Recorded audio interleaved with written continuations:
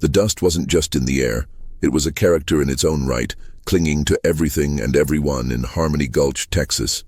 It coated the peeling paint of the saloon, caked the boots of the weary ranchers, and, on this particular sweltering afternoon, settled on the shoulders of Deputy Elias Thorne. Elias was a man of logic, a former surveyor who had traded his compass for a badge after a series of bad land deals. He believed in what he could see, measure, and prove. That's why the latest report, the disappearance of the Fenwick family, was an irritant to his structured mind. People didn't just vanish. They left, or they were taken. There was a reason, a motive, and a trail. He rode his weary horse, a bay gelding named Jed, the 5 miles out of town to the Fenwick ranch. The Fenwicks, led by the enigmatic Silas Fenwick, were the closest thing Harmony Gulch had to royalty. They owned vast tracts of land and were rumored to have a fortune, yet they lived like hermits, rarely venturing into town. Silas was known for his peculiar, almost obsessive interest in local history and lore. He was a man who spoke in riddles, a trait most townsfolk found unsettling. As Elias approached the sprawling ranch house, the silence was the first thing that struck him. A deep, unnatural quiet, broken only by the creak of the windmill and the faint moan of the wind. The front door was ajar, swinging lazily on its hinges. He dismounted, tying Jed to a post, and drew his Colt revolver. The air grew heavy, not with the dust, but with an unspoken tension. He pushed the door open, the sound a violation of the profound quiet. The house was not in disarray. This was the most baffling part. The entryway was spotless, and the furniture was perfectly aligned. He walked through the main hall, his boots echoing on the polished wood floor. He found the dining room and his breath hitched. The table was set for 6 people, plates and cutlery arranged with meticulous care. The roast chicken on the platter was cold, a pale grey monument to a meal never eaten. A glass of water stood half-filled, a bead of condensation still clinging to the outside. It was as if time had simply stopped. He checked the bedrooms upstairs. Beds were made, clothes hung in wardrobes. Silas's study was undisturbed, a stack of books on a desk, and a pipe lying next to a half-filled tobacco pouch. There was no sign of struggle, no broken windows, no ransacked drawers. It was an impossible tableau. Elias felt a cold dread creep up his spine.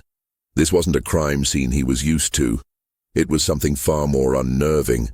The town had its theories, of course. Whispers of an old, forgotten curse on the land. Tales of a strange ritual the Fenwicks were said to have performed on the property. Elias scoffed at the superstitions, but standing in that silent house, he couldn't deny the feeling of unease. It wasn't a ghost story. It was the chilling efficiency of the absence. He returned to the dining room, his mind searching for a logical explanation. A kidnapping? But why leave everything so perfect? Why no ransom note? He ran his hand over the polished mahogany table, his fingers tracing the intricate grain. That's when he felt it. A small, almost imperceptible carving on the underside of the table's edge. He squinted, leaning closer. It was a symbol, an archaic geometric pattern that looked vaguely familiar, but he couldn't place it. It wasn't just scratched into the wood. It was carved with a purpose, a deliberate mark. This wasn't a curse. It was a clue. Elias stood up, the silence of the house pressing in on him. This was not a random act. The family was gone, but they had left a message. It was a puzzle, and Elias Thorne, a man who believed in puzzles and their solutions, felt a morbid pull. He was going to find out what happened to the Fenwicks, and he was going to do it by following the path of their peculiar obsessions, no matter how strange they seemed. He spent the next hour meticulously documenting every detail of the house, taking notes on the untouched belongings and the odd symbol. As the sun began to set, casting long, unsettling shadows through the empty windows, he knew he couldn't stay there any longer. The house, in its perfect, silent state, was more terrifying than any scene of violence he had ever witnessed. It was the quiet of a tomb, an echo of a life that had been meticulously erased. Back in Harmony Gulch, the townsfolk's eyes followed him as he rode back through the main street. They saw the grim set of his jaw and the dust on his coat. They asked no questions, for they already had their answers, superstitions handed down through generations. But Elias didn't believe in curses. He believed in people, and he was certain that somewhere in this dusty corner of Texas, a very human evil was lurking, far more terrifying than any old wives' tale. The carved symbol was the first thread he would pull, and he had a feeling it would unravel a dark tapestry of secrets buried deep in the heart of the Wild West. If you're finding yourself lost in the mystery, don't get lost on the way out. Like this video and subscribe to the channel to make sure you don't miss the next chapter of this terrifying tale. The morning after his visit to the Fenwick ranch, Elias was a man haunted by the absence of a family. He sat in his small office, the pungent smell of stale coffee and ink filling the air, a stark contrast to the clean emptiness of the Fenwick home. He had drawn the symbol he found on the table on a piece of paper, a series of interlocking lines and squares. He couldn't shake the feeling that he had seen it before, perhaps in a book or on some artifact. His investigation began with the people who knew the Fenwicks best, or at least who claimed to. His first stop was the town's general store, run by a garrulous old man named Jebediah Jeb Finch. Jeb had known Silas Fenwick since they were boys. Silas? Strange fella, always was.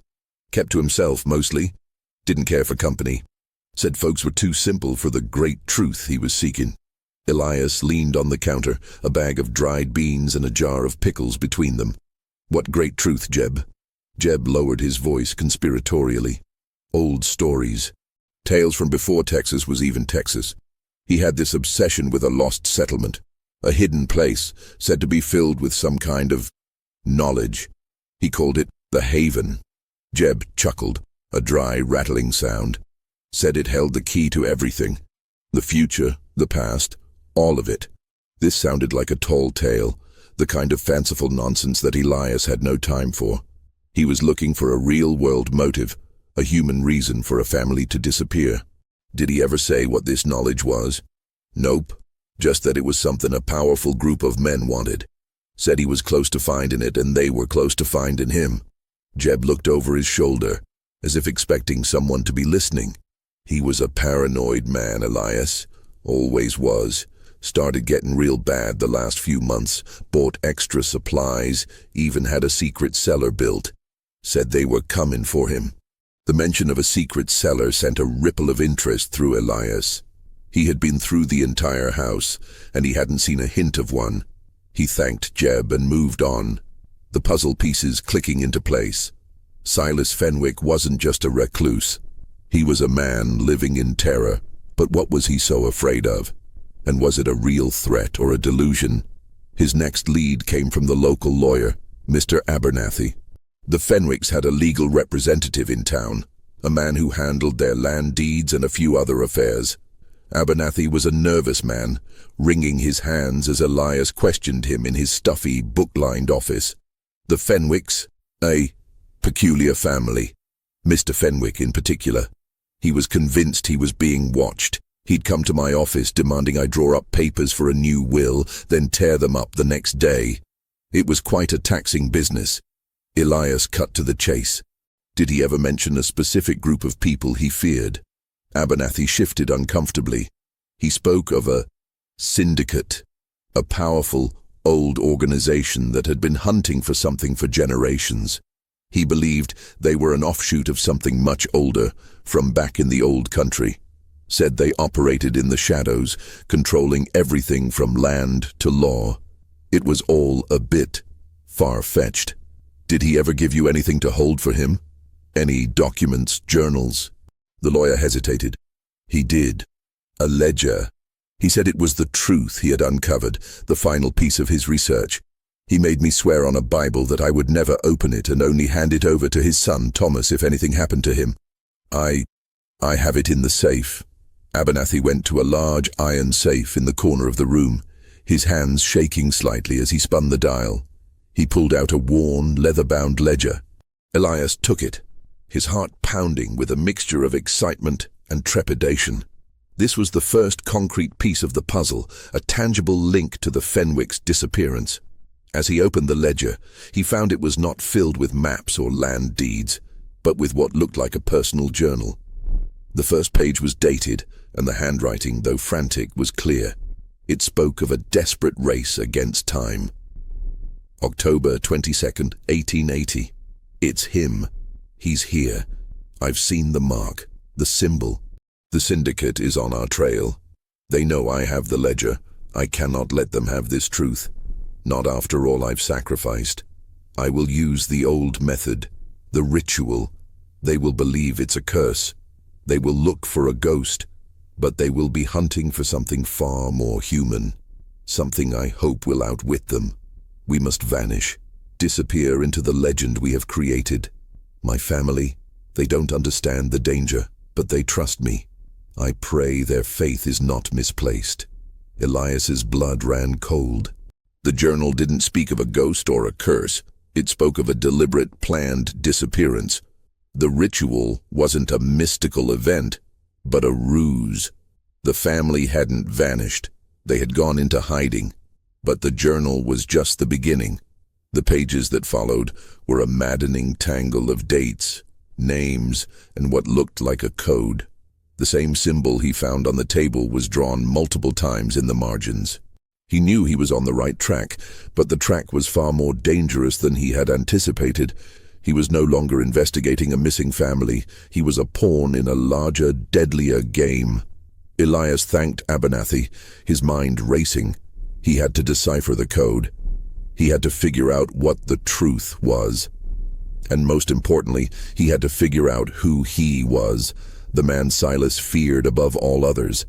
A powerful syndicate with local ties. The puzzle was taking shape, and it was a horrifying picture. The worn leather of Silas Fenwick's ledger felt heavy in Elias's hands, a physical manifestation of the secrets it contained. The handwriting was a frantic scrawl, a man's last desperate attempt to leave a breadcrumb trail. But the entries were far from a clear map. They were a jumble of dates, names, and cryptic messages. The symbol, the one he had found carved on the table, was a recurring motif, a key he was yet to understand. He spent the rest of the day in his office poring over the pages trying to find a pattern. He noticed a sequence of dates, a chronological account of Silas's growing paranoia. One entry stood out, dated just a week before the family's disappearance. The plan is set. The final piece is in place. The ritual will be a perfect distraction. The world will look for ghosts, but we will be a ghost ourselves. The ledger must be safe. It holds the key to our future and their defeat. This confirmed Elias's theory. The ritual was a theatrical act, a staged event to cover their escape. But where had they gone? And what was in the ledger that was so valuable it could cost them their lives? He flipped through the pages again, his eyes scanning for anything that wasn't a cryptic rant. He found it near the back. A detailed account, written in a different hand. A precise, almost clinical script. It was a list of names, businesses, and dates, with specific amounts of money listed next to them. It looked like a financial record. A ledger within a ledger. Elias realized the truth with a jolt. This was not a journal. It was a damning record of transactions. The names weren't familiar to him at first, but the businesses were. The town's bank, the local lumber mill, a freight company in a nearby city. They all belonged to a powerful, well-respected businessman named Reginald Sterling. Sterling was the man who had brought a semblance of modernity to this part of Texas.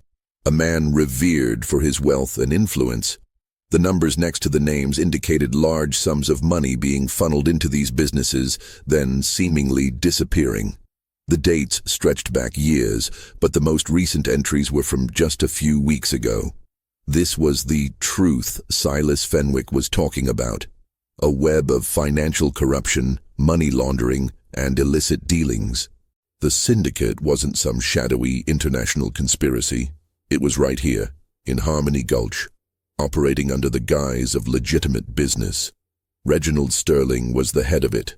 and the Fenwicks, with their vast land holdings and wealth, had become a target. Silas wasn't a madman. He was a man who had stumbled upon a dangerous secret and had been racing to expose it. He looked at the front of the ledger, where he had seen the name Thomas mentioned.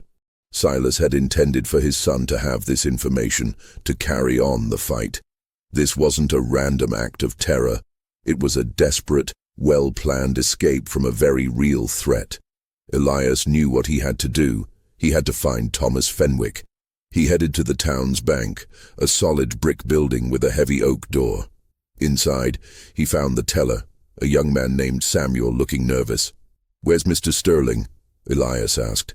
He's out of town, deputy, on business." Samuel's eyes darted around the room, avoiding Elias's gaze. Elias knew a lie when he heard one. He went to Sterling's office in the back. The door was unlocked. The room was immaculate, a testament to Sterling's meticulous nature. But Elias noticed something on the desk. A series of papers, neatly stacked. He saw a familiar symbol on one of them, the same one from the ledger. He picked up the paper, his heart pounding. It was a list of bank transfers. They were all recent. They were all connected to the Fenwick family. The dates on the transfers coincided with the time frame of Silas's frantic journal entries. Sterling wasn't out of town. He was actively covering his tracks. Elias also saw a name on one of the documents that caught his eye. Sheriff. The name of the town's chief lawman was on the list of men who were being paid off. Elias felt a wave of nausea. The corruption went deeper than he had ever imagined. The Fenwick's paranoia was justified. They were surrounded by enemies. A whole town turned against them by greed. Elias knew he was in danger. Sterling and his men would realize what he had discovered. They would know he was now a threat. He left the bank, the ledger hidden in his coat, his mind a whirlwind of fear and purpose. He had to get to the bottom of this. He had to find Thomas. He had to expose the syndicate. But he also had to be careful. The law was on their side, and he was alone. The curse was a ghost story, but the real enemy, the syndicate, was far more monstrous, and they were hunting. The night air in Harmony Gulch was thick with a sense of foreboding. Elias found himself pacing his small office, the ledger open on his desk, its pages a jumble of names and numbers. The syndicate wasn't a myth. It was a cancer eating away at the town's core, led by the supposedly upstanding Reginald Sterling and his corrupt allies, including the sheriff. Elias knew he couldn't face them alone. He needed an ally, someone who was not only trustworthy, but also had the resources to help him. His mind went to a man he had heard about, a disgraced journalist named Wyatt Caldwell. Wyatt had arrived in Harmony Gulch a year ago, fresh from a failed career in San Francisco. He had a reputation for being an outsider, a cynic who believed nothing and questioned everything. He had been working on a story about Sterling's land acquisitions and was summarily run out of town by the sheriff, his articles suppressed. He now spent his days drinking in the saloon and writing angry, unpublished diatribes. Elias found him in the dimly lit corner of the dusty saddle, his usual spot. Wyatt looked up, his eyes bloodshot and weary. "Well, if it ain't the law, here to arrest a man for the crime of having a drink?" "I'm here to talk, Wyatt," Elias said, pulling up a chair and gesturing to the bartender to bring another whiskey. "I need your help." Wyatt scoffed. "My help? You're a lawman. You don't need help from a man who's been labeled a conspiracy theorist." Elias slid the ledger across the table, not opening it, but letting its presence speak for itself. "I'm investigating the Fenwick family's disappearance. The town thinks it's a curse. I think it's something more human, something you might have an interest in." Wyatt's expression hardened, his drunken stupor replaced by a flicker of the old fire. He picked up the ledger, his hands surprisingly steady. "The Fenwicks. I was writing a piece on them, their land deals. They were an enigma. I couldn't get them to talk. But they were sitting on a secret. I knew it. Something about Sterling and his land acquisitions. This ledger," Elias said, his voice low. "It's the proof. Sterling is running a criminal syndicate, a ring of corruption that goes all the way up to the sheriff. The Fenwicks weren't cursed. They were a witness, and they fled. Wyatt looked at him, his eyes filled with a mixture of skepticism and awe. "You're serious. You're not just spinning a yarn." He opened the ledger, and his eyes widened as he saw the names and the numbers. The numbers. I had some of this, but it was all hearsay. This is concrete. This is proof. Elias leaned in. "They're hunting the Fenwicks, and they're hunting for this ledger. The family staged their disappearance to buy themselves time, but they left this behind, hoping someone would find it." He paused, a weight settling on his shoulders. "I found it. Now I'm a target. And so are you if you get involved." Wyatt didn't hesitate. The old journalist in him, the one who chased the truth with a ravenous hunger, was awakened. "I'm already a target, Deputy. My reputation is in tatters, my career is gone. But this is my shot at redemption. This is the story of a lifetime, the story that will expose them all." The two men, a lawman and a journalist, formed an unlikely alliance. They went back to Elias's office, and Wyatt, his mind now clear, began to sift through the complex financial records in the ledger. He knew the players, the local businesses, and the land deals that had seemed so innocent on the surface. He began to connect the dots, revealing a network of front companies and backroom deals. The syndicate was a massive operation, using legal land acquisitions to launder money and control the region. Wyatt's knowledge of the town's inner workings was invaluable. He identified a safe house used by Sterling's men and a hidden warehouse where illicit goods were moved. Elias's knowledge of the law and the land gave them a way to verify the information. They worked through the night, fueled by coffee and a shared sense of urgency.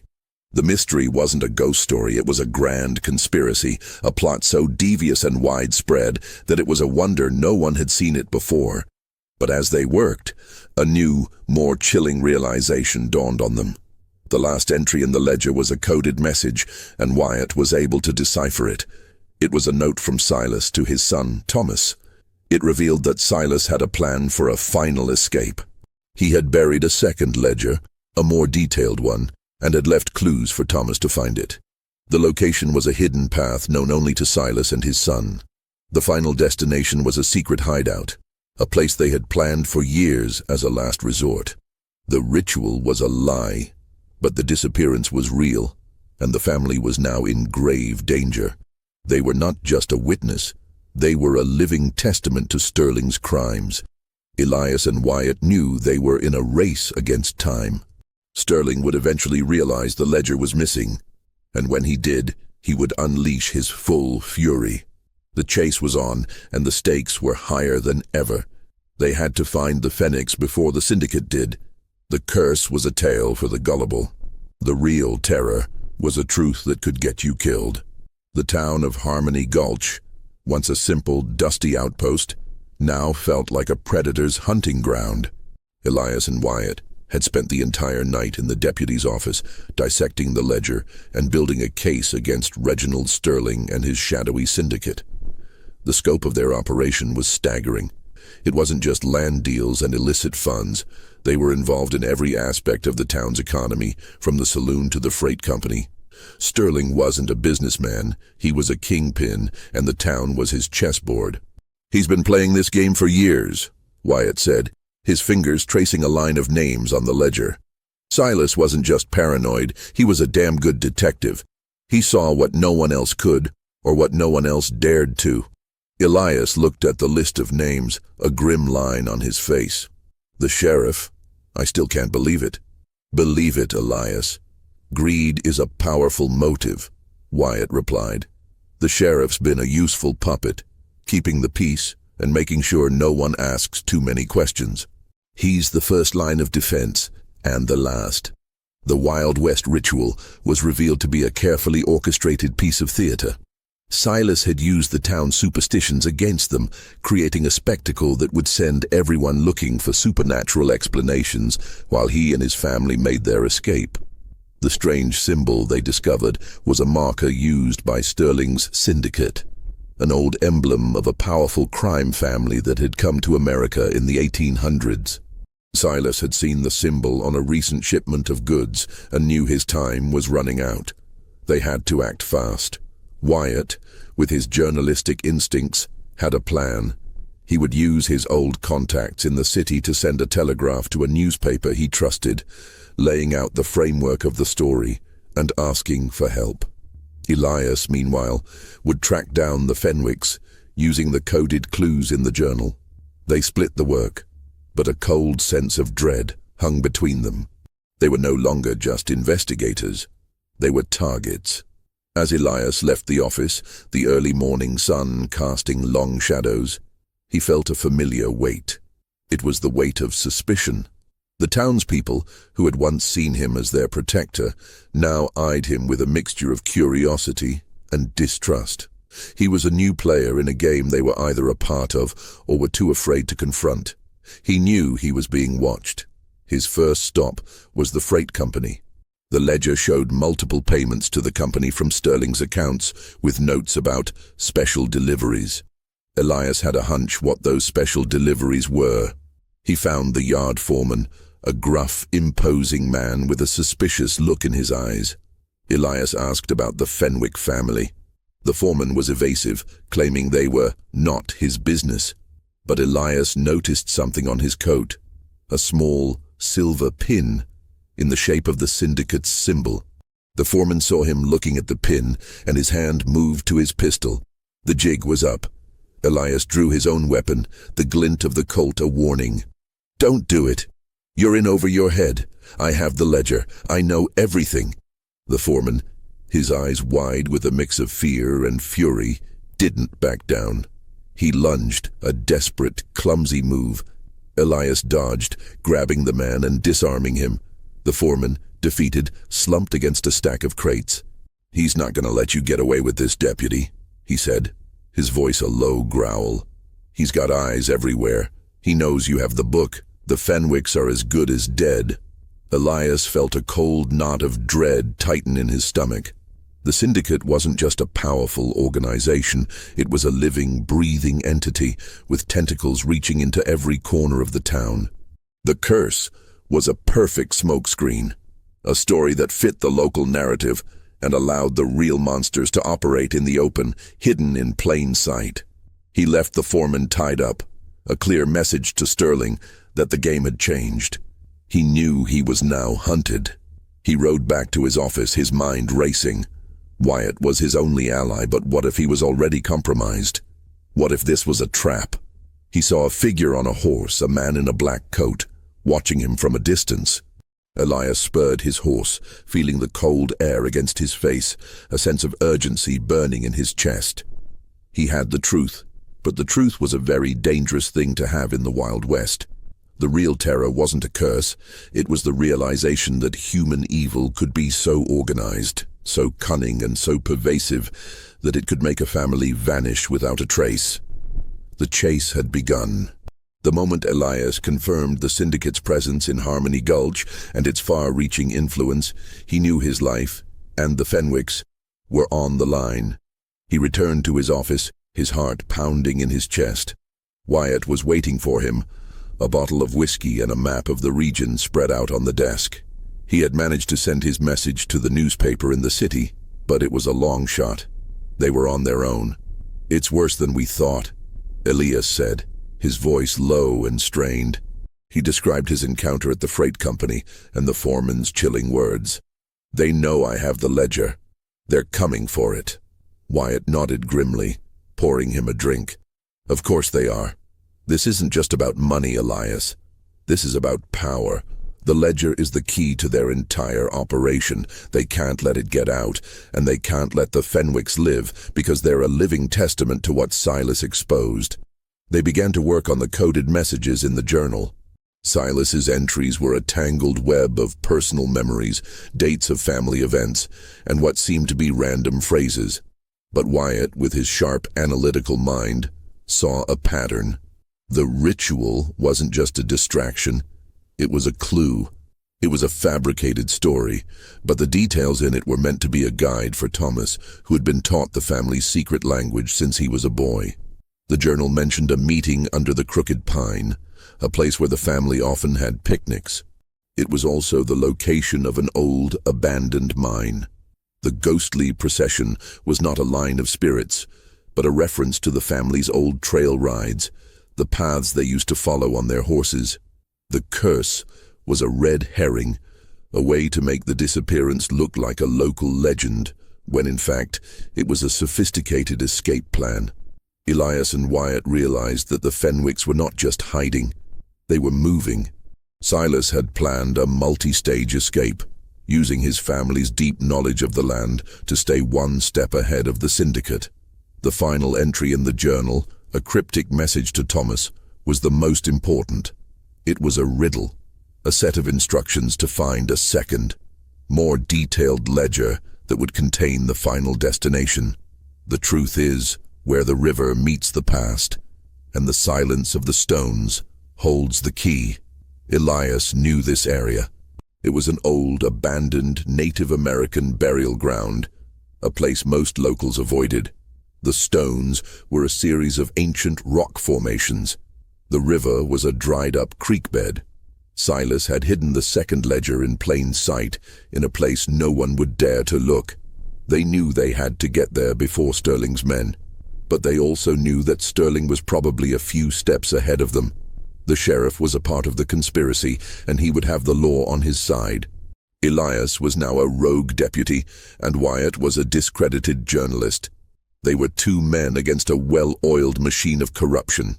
Their fears were confirmed later that evening. A rider came into town, a grim-faced man on a sweat-soaked horse. He went straight to the sheriff's office. Elias and Wyatt, watching from the window of the saloon, knew what was happening. Sterling was now in charge. The sheriff would have a warrant for Elias's arrest, claiming he was a part of the Fenwick's disappearance. Elias was no longer the hunter. He was the hunted. The curse was a beautiful lie, a story that fit the Wild West perfectly. It was easy to believe in a supernatural horror. The real horror, however, was the mundane, the human evil. It was the terror of realizing that your neighbors, your lawmen, and your town's most respected citizen were all part of a grand conspiracy that had no regard for human life. The Fenwick's disappearance wasn't a mystery. It was a brutal, pragmatic act of survival. Elias and Wyatt were now in the same fight, and they knew that if they failed, they too would become a forgotten legend. The town was a pressure cooker. Word of Elias's supposed involvement in the Fenwick's disappearance spread like wildfire, fueled by the sheriff and the syndicate's men. Elias and Wyatt were holed up in the deputy's office, the ledger a burning coal between them.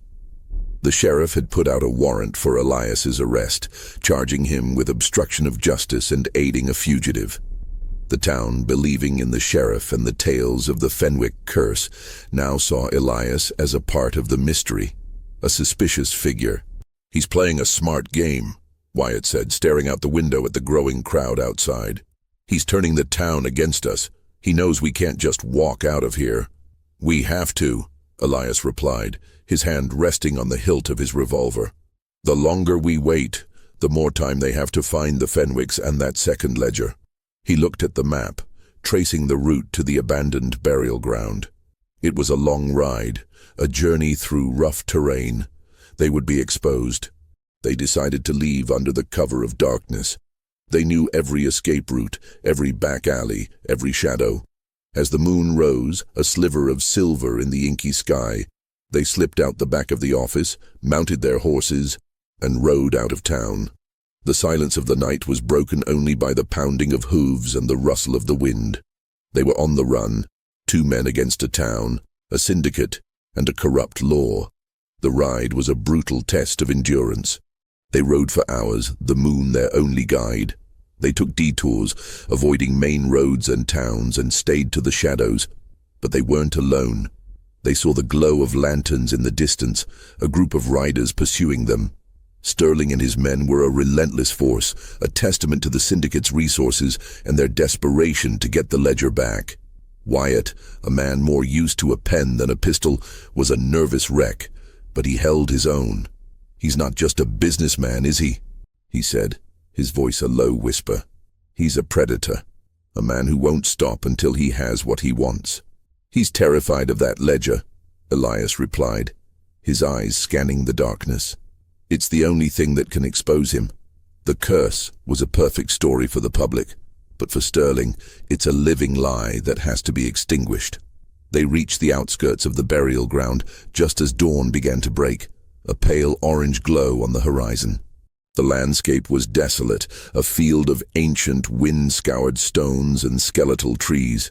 The air was still and cold, a chilling contrast to the heat of the chase. Elias and Wyatt dismounted, their horses exhausted. They had to continue on foot. They found the crooked pine, a gnarled old tree that had been bent into an impossible shape by the wind. They followed the dried-up creek bed, just as Silas had written. They were in the right place, but as they neared the stones, they saw it. Fresh footprints in the dust. Multiple sets. They weren't alone. The syndicate had gotten here first. They were ambushed. 3 men, dressed in black, emerged from behind the ancient stones. Elias drew his pistol, but before he could fire, one of the men tackled him. A struggle ensued. Wyatt, in a moment of pure terror and courage, grabbed a rock and slammed it into the head of one of the attackers. He was no fighter, but he was a survivor. Elias, now free, wrestled with the man, the two of them a blur of fists and curses. The third man, the leader, drew his pistol. A shot rang out, but it wasn't from the syndicate's man. It was from Wyatt, who had grabbed the pistol from the man he had knocked out. The bullet hit the leader in the shoulder, and he fell to the ground with a cry of pain. The other 2 men, seeing their leader down, fled into the dawn. Elias and Wyatt, bruised and shaken, stood over the fallen man. It was the foreman from the freight company. He had followed them, a man driven by loyalty and fear.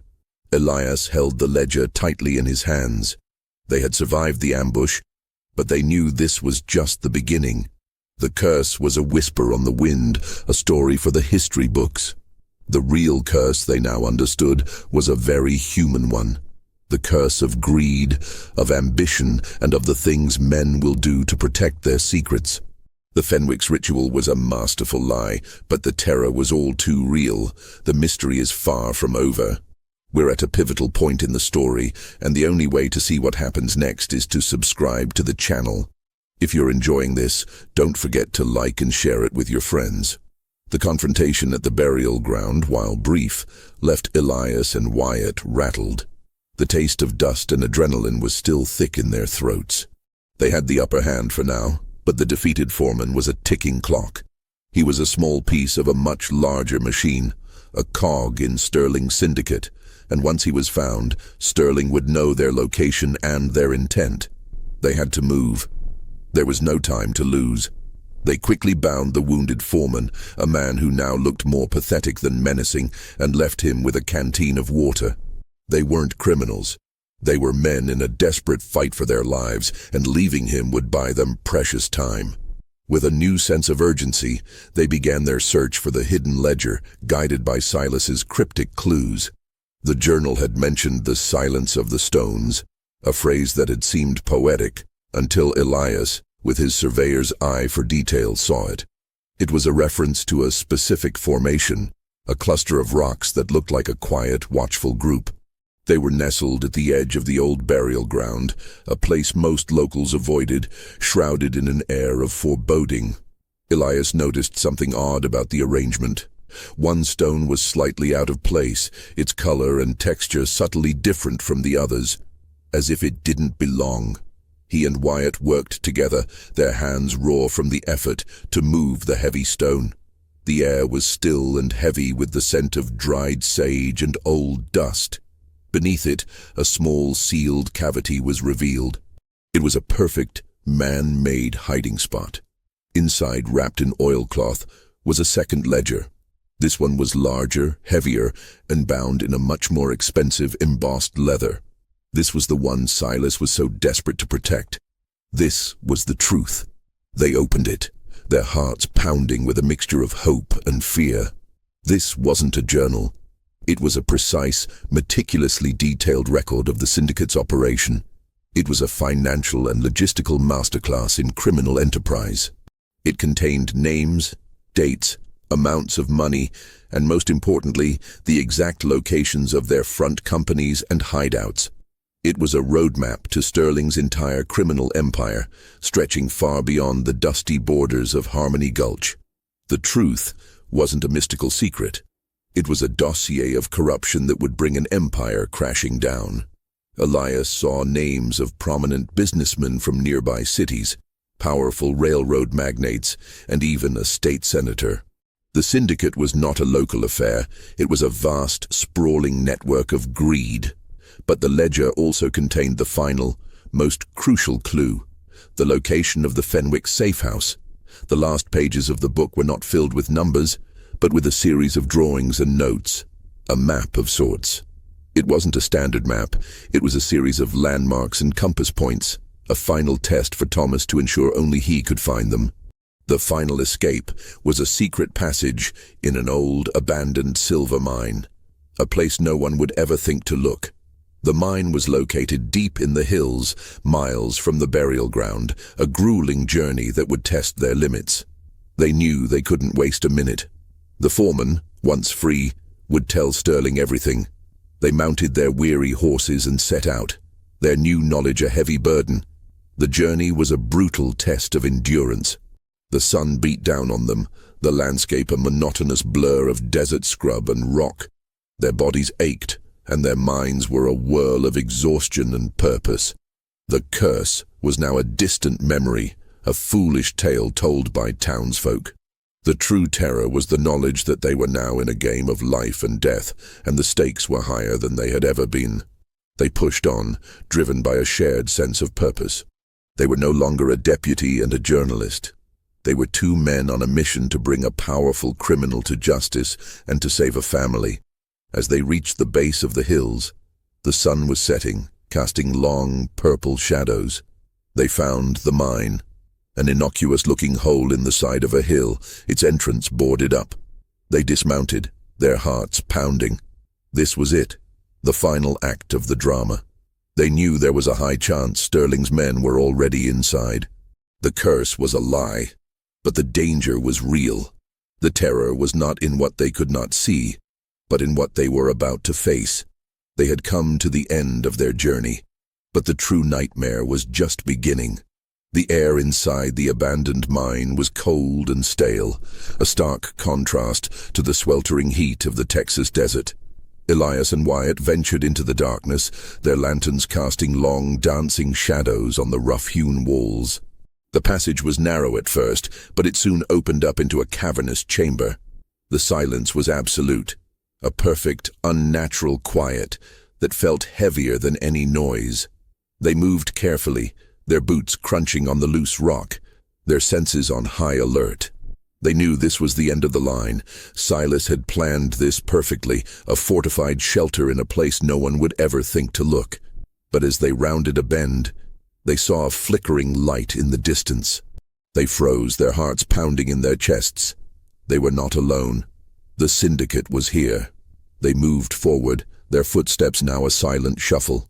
The faint sound of voices carried on the still air, muffled by the stone. They found the source of the light, a small hidden room, its entrance disguised with a large rock. They peered inside. The sight that greeted them was a mix of relief and terror. The Fenwick family was there, huddled together, their faces pale with fear. They were alive, but they were not alone. Reginald Sterling was there, a cruel smile on his face, his pistol aimed at Silas Fenwick's head. "The prodigal son returns," Sterling said, his voice a low growl, a chilling sound in the enclosed space. He was holding the second ledger, a look of triumph on his face. "You thought you could hide from me, Silas? You thought a few childish riddles could save you?" Silas, a man who had been a whirlwind of paranoia and fear, was now calm and composed.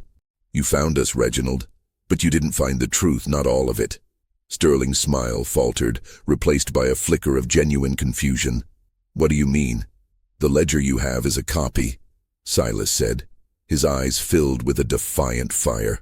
"The real one, the one that has the names of your men, that one is with the men who are coming for you. I used your own symbol against you, Reginald. I left a trail for someone to find, and they did. He looked past Sterling, his eyes finding Elias's hiding spot. A flicker of recognition crossed his face. Elias, seeing his opportunity, stepped out from behind the rock, his revolver aimed at Sterling. "It's over, Sterling. The ledger is in the hands of the law. You're finished." Sterling's eyes widened in surprise, then narrowed with a cold fury. "The law? You're a joke, deputy. The law in this town is on my side." He laughed, a chilling, bitter sound that echoed through the cavern. "You're a fool, you and this pathetic journalist." He looked at Wyatt, who now stood beside Elias, his face a mask of determination. A tense standoff ensued. Elias knew he had one shot. He had to be a master of deception, a man who could outwit a powerful criminal. He spoke, his voice low and steady, projecting a calm confidence he didn't feel. "The real ledger is being sent to the state marshal. By the time you get out of this mine, it will be in the hands of the law. Your reign of terror is over, Sterling." Sterling hesitated. He was a man used to controlling situations, and Elias's words had introduced a variable he couldn't account for. He had a choice. He could kill the Fenwicks, but that would be a final, desperate act that wouldn't save his empire. Or he could try to make a run for it. He chose the latter. He lunged, a desperate, clumsy move, his pistol firing harmlessly into the rock wall as Elias sidestepped. Elias was ready. He moved with the precision of a lawman, tackling Sterling, the two men a blur of motion. The Fenwick family, seeing their chance, scrambled to their feet. Thomas, Silas's son, a young man who had been a prisoner of fear, now had a fire in his eyes. He grabbed a pickaxe from the side of the wall and swung it at one of Sterling's men, who was also hiding in the room. Wyatt, seeing the fight, joined in, his courage overriding his fear as he grabbed a fallen rock and slammed it into the back of Sterling's henchman. The confrontation was short and brutal. The syndicate men, caught by surprise, were no match for the two men who had been forged by the pursuit. They were disarmed and bound. Sterling, defeated, lay on the ground, a look of utter disbelief on his face. He had lost. Not to a ghost, not to a curse, but to a deputy who believed in logic and a journalist who believed in truth. The Fenwicks were safe. The ritual was a lie, but the terror was all too real, a human drama of greed, fear, and survival. The long night of fear was over, and the morning would bring justice. The journey back to Harmony Gulch was long, but it was filled with a sense of purpose and relief. Elias and Wyatt rode in silence, the bound syndicate men a grim reminder of their close call. The Fenwick family, safe and sound, rode behind them, their faces a mix of exhaustion and gratitude. They had done it. They had exposed the syndicate, and they had found the Fenwick family. The curse was officially put to rest, and the true horror of a human conspiracy was brought into the light. As they rode into town, the sun high in the sky, they were met with a crowd of curious onlookers. Word had already spread. The sheriff, looking pale and defeated, was waiting for them. He knew his time was up. Wyatt had sent a telegraph to the marshal, and the story had been picked up by a city newspaper. Help was on the way. The town, which had been so quick to believe in a supernatural curse, was now faced with a far more terrifying truth. The human evil that had been living among them all along. The Fenwick family, once a reclusive enigma, were now heroes. Silas Fenwick, the man who had been called a madman, was revealed to be a courageous man who had fought against a powerful enemy. The ritual wasn't a curse. It was a masterful act of defiance, a way to buy his family time. He had used the town's fears against them, and it had worked. Elias, the pragmatic lawman, had become more than just a deputy. He had become a symbol of a different kind of justice, one that went beyond the law and delved into the heart of human motivation. He had seen the worst of humanity, but he had also seen the best in Wyatt, the disgraced journalist, and in the Fenwick family, who had fought for their lives with every ounce of their being. Wyatt, with his redemption story, would write the article that would become a sensation. He would expose the syndicate, bring down Reginald Sterling, and restore his own reputation. The Forgotten Curse would become his most famous work, a story of how a lie of the supernatural hid a much more human and much more terrifying truth. The trial of Reginald Sterling and his men would be swift. The ledger was all the evidence the marshal needed.